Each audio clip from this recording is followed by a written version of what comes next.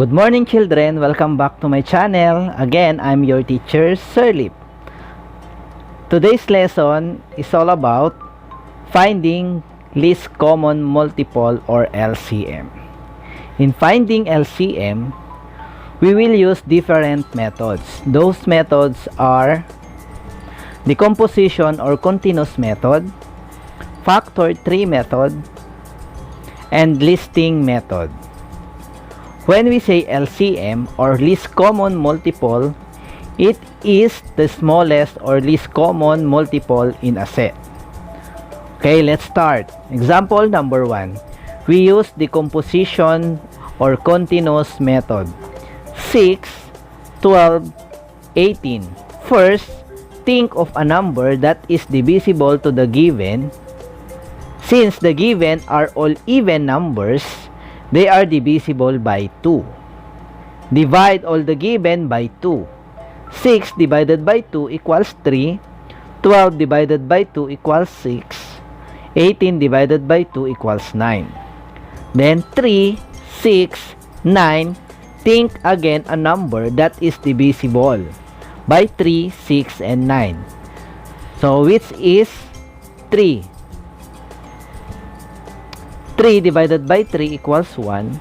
6 divided by 3 equals 2. 9 divided by 3 equals 3. Since the answers are all prime numbers, let us find LCM by multiplying the numbers on the left and below. 2 times 3 times 2 times 3. So 2 times 3 equals 6. 6 times 2 equals 12. 12 times 3 equals 36. So our LCM is 36. Example number 2. Same process for example number 1.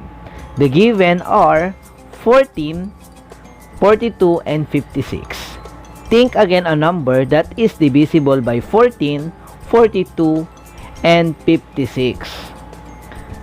The given numbers are divisible by 2 and 7. First, we use 2 to divide the given. 14 divided by 2 equals 7. 42 divided by 2 equals 21. 56 divided by 2 equals 28.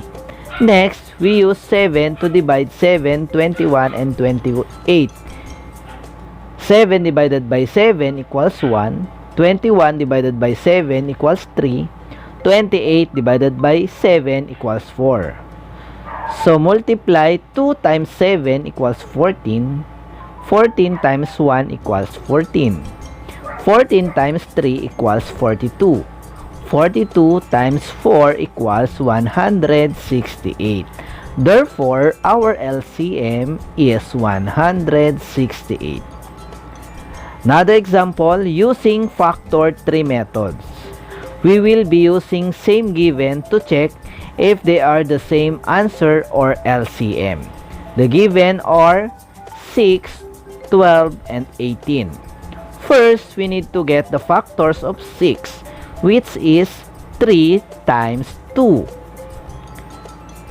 Factors of 12, 3 times 4.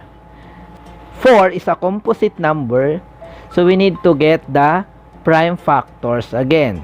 The factor of 4 is 2 times 2. Now, we need to get the prime factors of 12. 3 times 4. Then factor again 4, which is 2 times 2. Now, the factors of 12 are 3 times 2 times 2. Next is 18. The factors are 3 times 6. Since 6 is composite, we need to factor it. Factors of 6 are 3 times 2. Now, the factors of 18 are 3 times 3 times 2.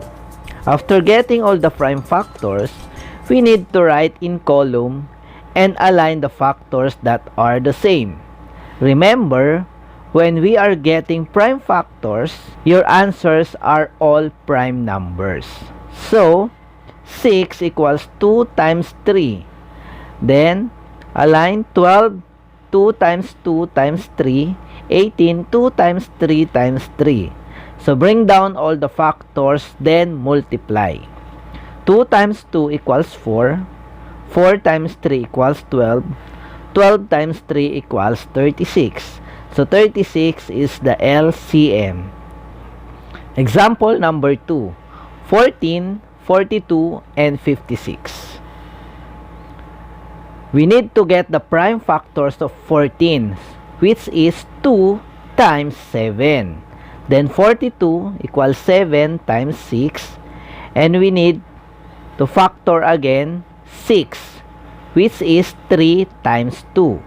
So the prime factors of 42 are 2 times 3 times 7.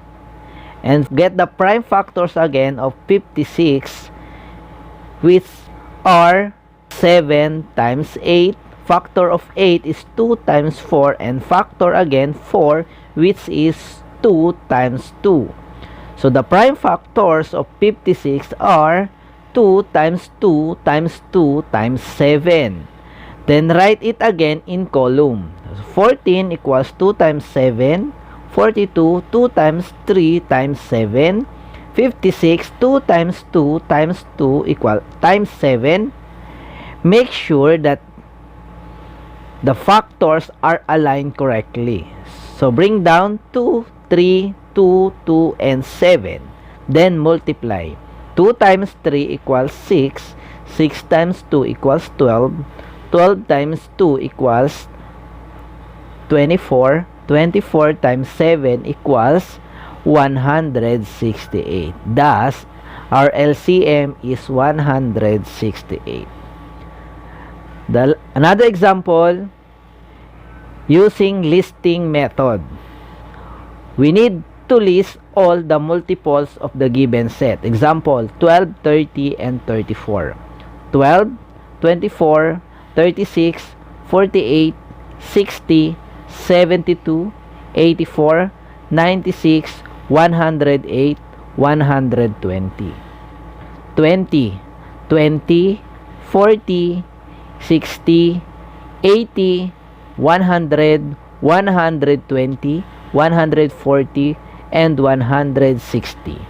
30, 30, 60, 90, 120, 150, 180, 210. Then find the common multiples that they have, which is 60 and 120. Get the smallest common multiple, which is 60. So 60 is our LCM. Another example, 6, 15, 20, and 30. So get the multiples of 6, 15, 20, and 30 again. So 6, 12, 18, 24, 30, 36, 42, 48, 54, 60. 15, 30, 45, 60, 75, 90, 105, 120, 135. 20, 40, 60, 80, 100, 120, 140, 160. Then 30, 60, 90, 120, 150, 180, and 210. The least common multiple of 6, 15, 20, and 30 is 60. So our LCM is 60. Thank you for watching. See you again next time. Please don't forget to like, share, and subscribe.